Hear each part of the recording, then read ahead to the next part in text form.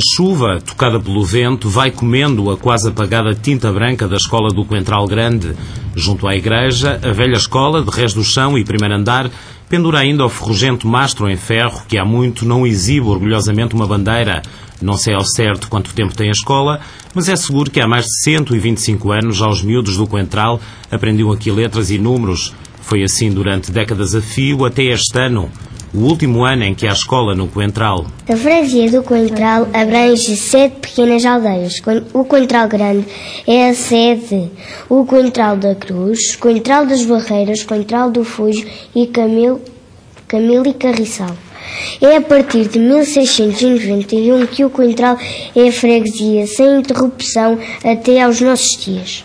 No Coentral Grande encontrar a água mais fresca da serra na fonte das Bicas. A Andreia é uma das últimas crianças a aprender as primeiras letras na escola do Coentral. Uma mão chega e sobra para contar os alunos que ainda ali aprendem a crescer. A Andreia é uma aluna do 4º ano, bastante viva, bastante espavitada e muito alegre. O Luís, aluno do 4º ano, muito ponderado no que diz, só afirma quando tem a certeza e, acima de tudo, muito verdadeiro e muito justo. A Cláudia, menina dos olhos bonitos, muito dinâmica, muito faladora, muito alegre também. E a Inês, a mais calminha delas todas, que apenas se revela mais quando está sozinha com a professora. E a professora é Miquelina Sidrónio, que não consegue esconder o brilho no olhar sempre que fala dos alunos, de alunos que enchem as duas mesas da frente da escola. Eu primeiro realmente estava uma lista na porta e eu olhei para a lista e vi 8. Comecei a contar 8 crianças. Assim, bem, um grupo razoável. Depois volto a olhar, não, afinal 4 deles já saíram, eram do 4º ano, ano passado. Porque eu, antes de passar no agrupamento, a curiosidade era tanta, eu tive que ir à escola. E eu disse, 4 miúdos, eu não acredito, isto vai ser um ano de explicações. Mas não tem sido, muito pelo contrário. Miquelina, apesar de fazer diariamente 170 km entre a casa em Leiria e a escola no Coentral, não mostra desmotivação no trabalho que faz, mesmo sabendo, quando fechar a porta no final do ano, mais ninguém aqui vai aprender. Se calhar, quando se começar a aproximar o final do ano, aí as últimas semanas, se calhar vai-se começar a instalar aquele ambiente, como é que eu ia dizer, uma certa angústia por saber que se vai ser a última pessoa a fechar uma porta. Vai haver uma certa nostalgia. Neste momento, eu já pensei nisso, já pensei, mas, sinceramente, eu não quero deixar essa nostalgia apoderar-se de mim nesta altura do ano. Vamos pensar que ainda vamos a meio do ano, ainda temos uns largos meses, agora vem a primavera, um tempo animado, e não vamos deixar que essa nostalgia se instale já, até porque eu acho que não seria benéfico para eles. Mas é uma sensação um bocadinho pesada. A professora lá vai tentando enganar o inevitável. Quando acabar o ano letivo, acaba de vez a escola nesta aldeia do norte do distrito de Leiria, quase empoleirada na Serra da Lousã.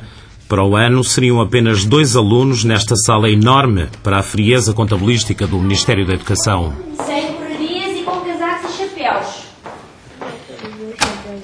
Dá cá que o meu é o melhor. Não. Ai, não. Mas ai! Então é o mais. Não estás a oferecer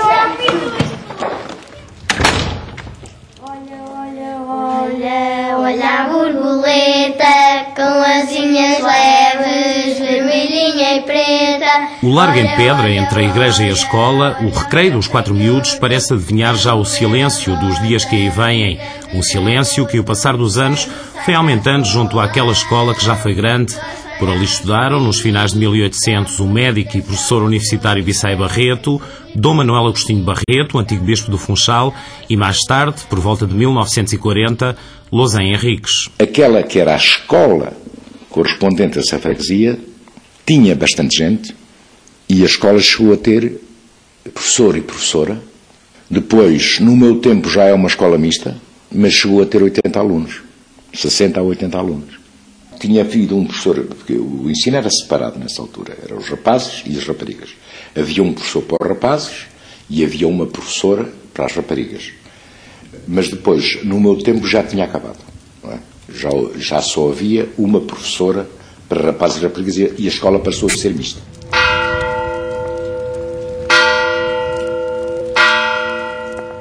O Coentral Grande tem hoje em dia um nome enganador. A aldeia, embora cheia de casas, não tem mais de 60 habitantes. Tirando a escola, as ruas estreitas estão praticamente vazias e sem movimento. Só junto ao único café da aldeia que, por vezes, se sente que a terra está viva.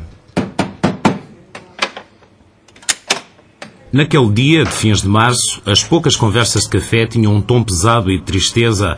A novidade que corria tinha apanhado de surpresa aos 3 vizinhos que ali estavam encostados ao balcão. Uma pessoa que ainda faz assim falta, já estava a lidar com a senhora, quando passava ali, falava sempre. É triste. Acabou por falecer, não é? Sim, sim. Já tem pouca gente? Sim, cada vez pior. Onde está lá isto, cada vez pior. Aquela era uma manhã de lamentos, mais uma idosa, uma vizinha que o Coentral viu partir. A novidade triste quase que desvia a atenção de um letreiro afixado no pequeno café. Ainda assim, quem entra percebe que o único espaço social diário da terra também tem os dias contados. Portanto, as despesas são muitas e as pessoas cada vez são menos e não se torna rentável. Isabel, a dona do café, foi uma das últimas habitantes a tentar inverter a marcha lenta do Coentral.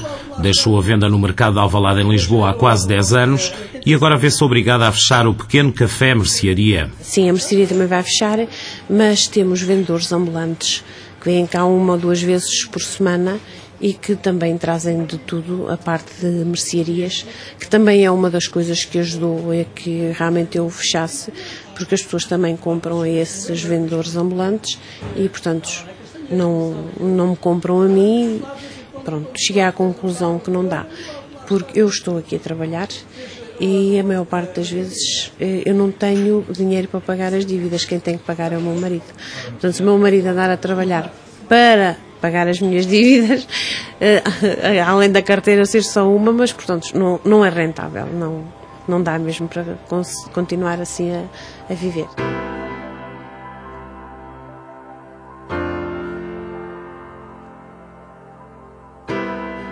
Fecha a escola e fecha também o único café desta aldeia com 60 pessoas. O passar do tempo tem sido implacável neste consumir de almas. Uns morrem, outros viram-se obrigados a emigrar. O que é certo é que em 50 anos toda a freguesia do Coentral perdeu 70% da população, 70% dos 500 habitantes que ali viviam em 1950. Com a frustração que se faz durante a guerra, é nos anos 41, 42 que se começa a fazer a plantação da serra, em termos de fundamentalmente pinheiros, naturalmente que a pastorícia deixou de ser uma fonte de alguma rentabilidade. Deve dizer-se que o próprio povo tinha a intuição do que era a pastorícia de gado pobre, de cabras, muito pouca ovelha, que é a ovelha mais exigente em pastos mais finos e mais delicados, e por conseguinte o gado caprino sobrevive com qualquer vegetação, carqueja, silvas, transforma tudo em proteínas. Tem que ver que foram ocupados os grandes pastos. Porque se são alimentos pobres, têm de ser mais extensos. Porque eles são pouco ricos. Necessitam de uma utilização dos baldios e dos casais, não é? Formas de propriedade arcaicas. Mas, uma vez que foram muito ocupados, não davam para a produção de gado. E o povo tinha uma noção de que o rebanho, não é, era o cofre, o mielheiro dos pobres. Ora, com a arborização, os pastos, que tinham de ser extensos por serem pobres, passaram a ser muito reduzidos. A pastorícia deixou de ser o cofre dos camponeses. Losém Henriques, nascido no Coentral, também deixou cedo a terra onde aprendeu as primeiras letras. Foi um de muitos. O senhor sabe que naqueles tempos as pessoas aqui assim tinham uma vida muito difícil, trabalhos e com coisa, e a gente ia procurar sempre uma vidinha melhor aí fora das terras, não é? As novas árvores da Serra da Lousã vieram cortar pela raiz a esperança de muitos numa vida aqui na aldeia. José Carvalho, hoje com 82 anos, partiu para a capital aos 15. Por acaso fui para Lisboa, não é? Não fui para lá. Trabalhei, não é? Até agora há pouco. Sente vontade de voltar? Sabes, estou nesta idade, na idade que estou, já não estou assim em alturas de viver para cá assim permanentemente. E depois também tenho uma situação, sou viúvo, é evidentemente que um homem só, para estar aqui permanente, não é assim tão aconselhável, não é? Mas porquê? Porque em Lisboa tenho, claro, a minha casinha também, tenho lá outras comodidades, não é? Também lá tenho um ambiente em que a gente gosta de frequentar, não é? Família, não é? Para além da casa e de alguns vizinhos que conhece, são já poucas as raízes que o ligam à terra ao fim de quase 70 anos a viver em Lisboa. Uma história diferente, rara mesmo por estes dias, é de Pedro Graça. Ele foi o último a vir para esta aldeia, mais habituado a partidas do que a chegadas. Fomos o último casal que veio para o Coentral. O que tem acontecido são pessoas que trabalharam, foram para Lisboa, que vêm passar cá 1 mês, 2 meses, 3 meses, vão novamente para Lisboa. Portanto, digamos que são pessoas que eram da terra e que vêm cá passar uns meses, vão novamente para Lisboa porque têm lá os filhos e os netos e as suas casas e pronto, andam, digamos, no vai e vem, como se costuma dizer. De resto, alguém para vir mesmo residir para o Coentral, infelizmente, não temos. E há 9 anos aqui, Pedro e a esposa foram responsáveis por boa parte da natalidade do Coentral. É que aqui 2 crianças em 9 anos alteram qualquer estatística de nascimentos. Desde que cá estou, vir para cá já tinha 2 filhos, nasceram em Lisboa, nasceram outros 2 cá. Eu penso que 2, 3... Desde que cá estou, nasceram umas 5, 6 crianças, o máximo. Em 9 anos? Em 9 anos. Em 9 anos, que é muito pouco. A nossa escola, neste momento, tem 4 alunos. É das escolas que vai fechar, infelizmente. Mas também temos que concordar que para o ano vão só ficar 2 alunos. Nem é bom para os alunos, nem é bom para o professor. Não justifica termos uma escola aberta. Mas digo infelizmente porque depois vai ser triste termos uma escola fechada, mas não podemos fazer mais nada, não é? Pedro, tal como a população, está resignado quanto ao fecho da escola, mas no horizonte há já outra preocupação bem maior na cabeça deste presidente de junta. Como autarca da freguesia, Pedro receia que a nova organização administrativa apaga o Coentral do mapa. Agora também se fala em acabarem com as juntas de freguesia, que vai ser outro problema. Eu pelo menos sinto aqui que a freguesia do Coentral, se a nossa freguesia for extinta, vai ser muito complicado para estas pessoas, porque nós temos a nossa junta de freguesia aberta diariamente. As pessoas sabem que têm ali uma pessoa com que podem socorrer-se a alguma coisa, ou um telefonema, ou pedir alguma coisa. Portanto, digamos que hoje em dia a junta de freguesia, junto a estas populações isoladas, é uma mais-valia. Se fechar esta junta de freguesia, vai ser complicado. Depois a sede de freguesia fica a 9 km, será em Castanheira de Pera. Fica tudo distante. Já não temos transportes públicos. Mais complicado ainda. Não sei como é que vai ser. E fica sobretudo distante para os mais idosos, não é? Para os mais idosos, porque temos uma população envelhecida, não é? Nem toda a gente tem carro. Pedro está realmente com esse receio? Estou com este receio. Tanto na minha freguesia como em muitas. Sei que vai haver muita gente que vai ficar muito mal. Porque não vai ficar só. Porque temos um país que o nosso interior está desertificado, ainda mais desertificado ele vai ficar. Os poucos que ainda resistem à vertigem e voracidade de tudo o que o Poder Central manda fechar sentem-se cada vez mais abandonados pela falta de apoio e investimento. Por parte do Estado, aqui na freguesia do Coentral, que eu me lembro, nunca. Em 9 anos? Em 9 anos, não. Nem uma obra? Nem uma obra. Tem sido... As pequenas obras que têm sido feitas têm sido a junta de freguesia que as tem feito. Ou porque não há dinheiro, ou porque se atrasam os projetos. Temos um projeto para o nosso largo, chamado Largo do Vidoiro. Está, digamos, empancado há 8 anos, nem anda nem desanda. E pronto, estamos nesta situação. Portanto, de uma forma clara e direta, o último dinheiro que vocês tiveram do Estado foi há 2 anos 250 contos, quando veio aqui um governante. Exatamente. Foram 250 contos que foram ofertados ao nosso centro-dia pelo Dr. Feliciano Barreiras Duarte. Foi na altura em que nós apresentámos o nosso brasão e fizemos o primeiro aniversário da Junta de Freguesia no dia 17 de abril de 2004. Foi apenas esse dinheiro que entrou realmente do Estado, fez os 250 contos. Em Castanheira de Pera, na sede do Conselho, Fernando Lopes, o Presidente da Câmara, também não esconde a mesma angústia. A discriminação deveria ser positiva e normalmente é sempre feita uma discriminação negativa. Tudo o que é investimento no interior é pensado em termos de votos, e isto é uma reivindicação e um reparo que eu estou a fazer, obviamente, e nós aí saímos sempre a perder. E saímos sempre a perder porque quando se trata de ter que construir uma escola, a Câmara tem que avançar.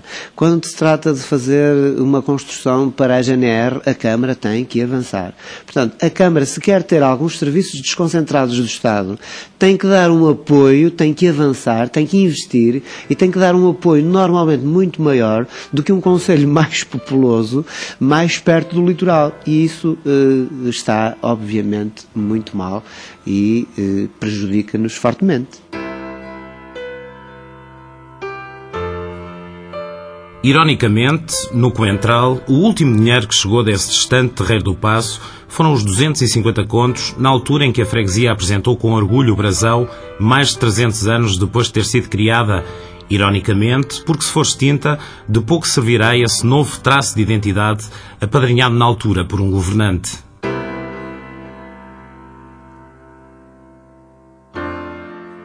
Mas esta aldeia de 60 pessoas, que hoje teimem a resistir ao sopro forte da desertificação, já foi grande. O Coentral andou durante largas décadas na boca da coroa e da aristocracia lisboeta. Já foi terra em que as leis do Terreiro do Paço escreviam em letras grandes o nome da aldeia.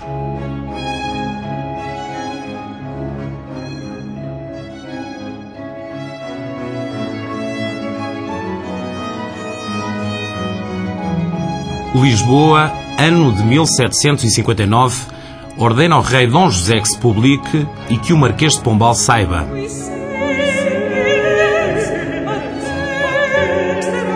Eu, El Rei, faço saber a vós, Sebastião José de Carvalho e Melo, conde do Eiras, que Julião Pereira, neveiro da minha casa, me representou que eu lhe fizera mercê do dito ofício por alvará de 23 de junho de 1757, sem moradia nem ordenado. Obrigação de dar a neve que fosse necessária todo o ano para a minha casa o preço de 40 reis o arrátel. Julião Pereira de Castro era o neveiro-mor da Casa Real, o responsável por abastecer a corte com a neve do Coentral e da Serra da Lousã. Falou-se na Serra da Estrela, falou-se na Cordilheira Central, que era a que estaria mais perto de Lisboa. Ora, a primeira grande montanha que está a seguir ao litoral é Lousã, da Cordilheira Central, Lousã, Açores, Estrela. E foi na Serra da Lousã que se encontravam as condições para isso. Na base ou sobre a égide de um funcionário da Casa Real, não é? Ou de funcionários reais, um neveiro-mor.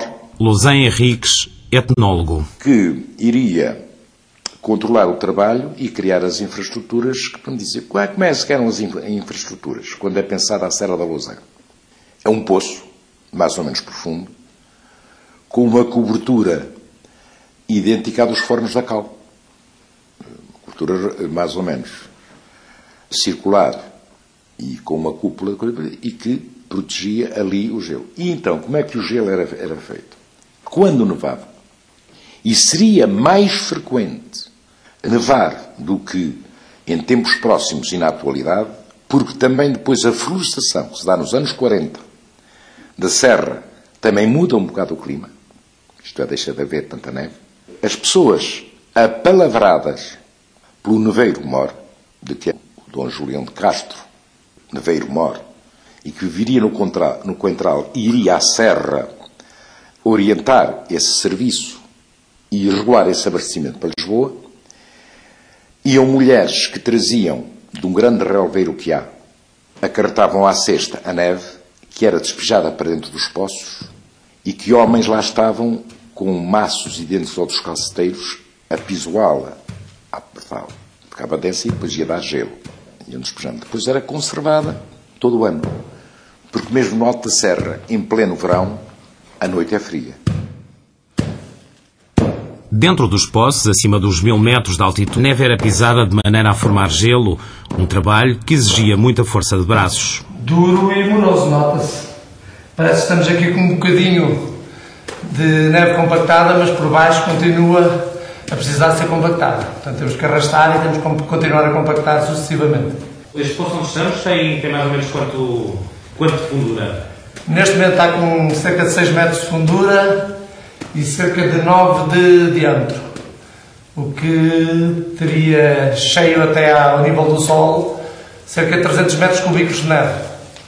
Imaginando isto vezes 7 poços, era uma conta astronómica de neve que dava para toda, diríamos, a burguesia da capital, com certeza terem os seus sorvetes e as bebidas bem frescas durante todo o verão. Mantinha-se também, para melhor conservar, punham serapilheira e palha sobre a superfície da neve, para conservar melhor a temperatura e não derreter. O entusiasmo pelo recuperar desta tradição, cerca de 100 anos depois de ter sido abandonada, enche de força os músculos de José Paes, presidente da Lusitânia, a Liga de Amigos da Serra da Lousã. Segundo o registro, havia 7 poços, há aqui ainda ruínas de alguns, como por exemplo aquele ali, e estes 3 estão 2 com uma profundidade ainda razoável, 6, 7 metros, e um quase já todo alagado, mas com a cúpula de xisto bem tratados, digamos, estes 3. As coisas não dá para imaginar o que era transportar, apanhar esta neve toda, compactá-la e levá-la até à capital, até Lisboa. Isto é uma coisa fantástica em termos de mão de obra e de esforço e de valor das próprias pessoas. Isto era sobretudo durante o período de inverno, não é? Logo que isso o nevão, portanto, seria a serra, ainda, portanto, é a serra mais alta a sul, à volta dos 1200 metros, que tinha capacidade todos os anos de ter neve. Aqui o sítio onde estamos muito acima do Coentral, que é a aldeia que fica um bocado mais abaixo. A aldeia era a mão de obra deste local. Era a terra, digamos, onde estava o Neveiro Mor, e era a partir do Coentral que se fazia toda a apanha da recolha de neve. Embora todos os povoados aqui envolventes, Concelho de Góis e da Lousã, por decreto real, eram obrigados, as crianças e as mulheres, sobretudo, embora pagos à jorna, eram obrigados a vir ajudar na recolha da neve.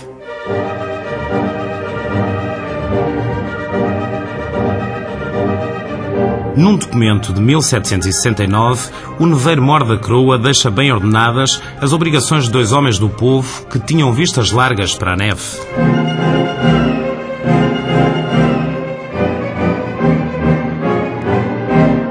No meio, Simão Duarte e José Duarte, para irem a juntar neve à real fábrica que se acha no Cabeço do Pereiro, Serra da Lousã, e para esses avisarem os mais do lugar do Coentral, para acudirem a ajuntá-la, por ficarem os ditos à vista da serra e verem quando cai a dita neve, como também para irem ver a miúdo, não haja algum prejuízo na dita fábrica causada pelos pastores ou pessoas que passem. Guardada nos poços, a neve teria então de ser levada até Lisboa, sobretudo durante o período quente de verão, para refrescar as bebidas da corte e ser servida como sorvetes e gelados.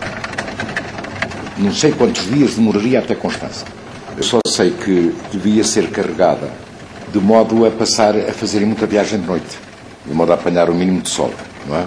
E o gelo que tinha de ser cortado, que era, como sabem, um bloco de gelo é muito duro, depois era partido quase como quem parte, como quem faz cantaria, não é? Era partido a guilho e a coisa parecida para fazer blocos grandes. E era protegido nesses carros de bois. O boi, como sabem, é um bicho, é por isso que há dias de dizer erradamente que também era em mulas, carregado de mulas não, porque o frio que dava cabo da mula, não é?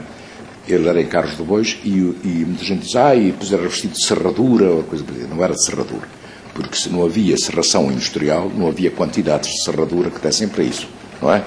Só há serradura, por exemplo, quando começa a haver a mecânica, que era fundamentalmente palha, carqueja seca e tudo mais, que protegia um bocado a carga, de modo a atenuar um bocado isso. Depois era transportada a aproveitar o máximo possível as noites, fazia aquele trajeto, mais ou menos pela linha, apanhava a linha do Zézer e ia até Constança, onde o Zézer encontrou o Tejo, e depois já ia de barco.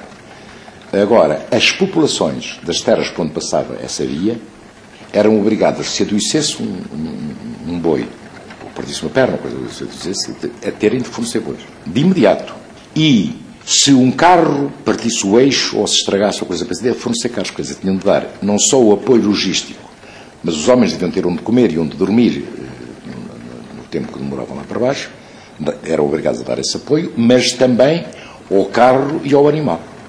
Havia legislação compulsiva. Da Serra da Lousã até Constância, a neve seguia então em carroças pelas infindáveis estradas da época e depois apanhava a corrente do Tejo até ao Terreiro do Paço. Uma viagem longa, mas devidamente salvaguardada pelas ordens do rei. As autoridades judiciais e as câmaras tinham que providenciar os melhores caminhos, tinham até que arranjar os caminhos, tinham que substituir as bestas ou o gado que transportava as remessas do gelo ou as cargas do gelo para que elas chegassem a Porto Seguro ou a bom termo, não é? Portanto, isto quer dizer que este consumo de luxo era altamente protegido pelo monarca e era explorado em regime de concessão e de privilégio, e as câmaras tinham que criar condições para que o transporte se fizesse nas melhores condições. Ainda assim, quando era preciso fazer o atravessamento por caminhos de jurisdição privativa, os ouvidores dessas terras tinham que dar passagem, tinham que permitir a passagem das carruagens que levavam, das bestas que transportavam as cargas da neve. Ana Cristina Araújo é historiadora da Universidade de Coimbra e tem estudado com pormenor o período pombalino, uma época abalada pelo violento terremoto de 1755, mas ainda assim gulosa pelos novos luxos. Sendo um centro cosmopolita de negócios, onde vai ser inaugurada a primeira grande escola mercantil, a primeira aula de comércio, atrai uma burguesia estrangeira exigente e cria condições para o aparecimento também de uma burguesia nacional que vai normalizar os seus consumos por padrões de requintado e fino gosto. E é assim que acontece, por exemplo, que as sedas, os sabões, os perfumes, as cabeleiras, as rendas, começam a ter um mercado tão amplo que são até objeto de leis sumptuárias, no sentido de normalizar um pouco o acesso a estes bens de luxo. Ora, dentro destes bens de consumo de luxo está, de facto, a neve. Com o tempo, a neve salta dos corredores da corte para os novos locais de consumo na capital. Prova de que era uma moda e luxo da época é a carta que Almeida Garrett escreve à Viscondessa da Luz no verão de 1846. Como estás? Que pena, que impaciência não poder saber de ti senão à noite. Fazes uma coisa que te peço. Vai à noitinha tomar neve ao rocio na tua carruagem. Agora já vão muitas senhoras, não se repara. E eu terei o gosto de te ver. E olha que é excelente remédio para o estômago e o melhor que podes tomar. Bom seria se o tomasses todos os dias, enquanto não vais para o Estoril. Já antes dos conselhos de Garrett, em 1782, tinha aberto em Lisboa, no Terreiro do Paço, o Café da Neve, que ainda hoje é conhecido por Martim da Arcada, o mais antigo de Lisboa. O nome vem do antigo proprietário Martinho Bartolomeu Rodrigues, que foi contratador de neve no Coentral e que era neto do neveiro-mor da corte, Julião Pereira de Castro. Pela investigação de Marina Tavares Dias, autora de vários livros sobre Lisboa Antiga, o Martim da Arcada terá sido um dos primeiros, se não mesmo o primeiro café a vender a neve. É muito provavelmente, não podemos garantir com eficácia, porque há imensos sítios que foram... Eu tentei ver na Gazeta de Lisboa, ainda anterior ao período do próprio Martim Bartolomeu Rodrigues, ainda no fim do século XIX, no século XVIII, se haveria outros sítios onde a neve era consumida. Eu sei que eles vendiam neve para o Teatro de São Carlos em determinada altura, o que é normal, uma vez que havia o camarote real e também estamos a falar de um tempo em que os camarotes de São Carlos eram despassados por mais dinheiro do que custava comprar uma casa em Lisboa, não é? Portanto, era só a fina flor que frequentava o botequim do Teatro de São Carlos e dá a ideia que também forneciam para lá. Aliás, os depósitos de neve aqui em Lisboa, que é a última etapa do transporte da neve que se vai derretendo desde os grandes poços que existem perto do Coentral, esta última etapa seria muito próxima do Teatro de São Carlos. Para além do Coentral, Lisboa e a corte chegaram também a saborear a neve vinda da Real Fábrica de Gelo de Monte Junto, mandada construir em 1741 por Dom José e comprada mais tarde por Julião Pereira de Castro, o neveiro-mor do Coentral. Apesar de não se saber ao certo que neve era essa que Lisboa tanto procurava nos botequins, podemos, no entanto, imaginar como terão sido os primeiros sorvetes portugueses. Ignora-se eu ignoro se no século XVIII já seria acrescentado leite. Aditivos, a que nós hoje chamaríamos corantes, mas que nesse tempo não eram, mas provavelmente sumos de laranja e essas coisas, já deveria haver. Portanto, haveria talvez já várias qualidades de neves. Provavelmente seria um pouco mais clara do que os gelados que nós hoje comemos. Estamos a falar de gelados sorvetes, não dos gelados que vêm industriais, com um pauzinho, não é? Mas a única maneira, porque o cone ainda não tinha sido inventado, era comê-la provavelmente no que seria uma taça. E penso que pelo preço que deveria ter, devia ser uma taça baixa, talvez uma taça de Cristófilo ou de prata. Este serviço aqui era de prata. Quando o Martinho Bartolomeu Rodrigues morreu, foi inventariado um serviço de prata aqui com um valor exorbitante, 130 e tal contos, uma coisa exorbitante. Os próprios talheres eram de prata e tudo isso, outros tempos. E penso que seriam então numas pequenas taças de prata ou de Cristófilo que já existia, que eles serão então o sorvete para as pessoas comerem à colher.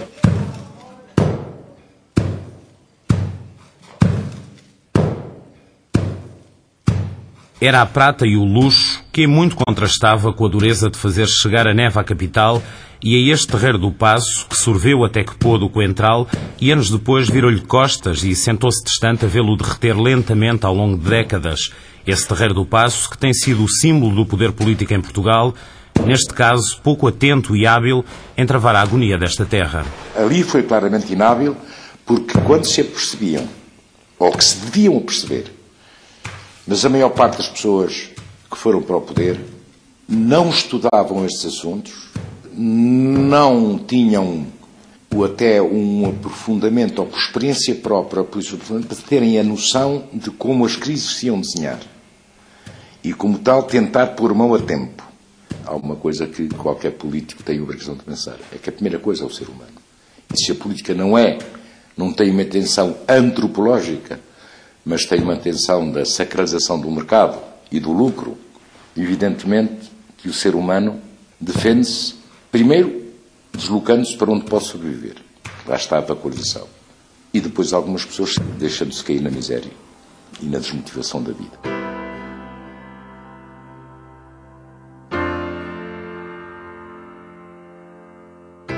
Hoje, o coentral está distante de Lisboa e do Terreiro do Paço. Parece ter sido levado pela névoa dos tempos e do esquecimento, ou quem sabe, esteja envolto por esse nevoeiro de que fala Pessoa, poeta maior do Martim da Arcada. Nem rei nem lei, nem paz nem guerra, define com perfil e ser este fulgor baço da terra que é Portugal a entristecer. Brilho sem luz e sem arder, como o que o fogo fátuo encerra. Ninguém sabe que coisa quer, ninguém conhece que alma tem, nem o que é mal, nem o que é bem. Que ânsia distante perto chora.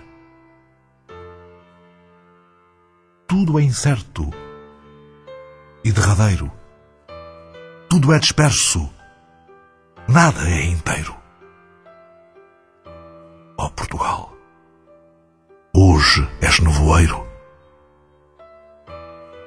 É a hora.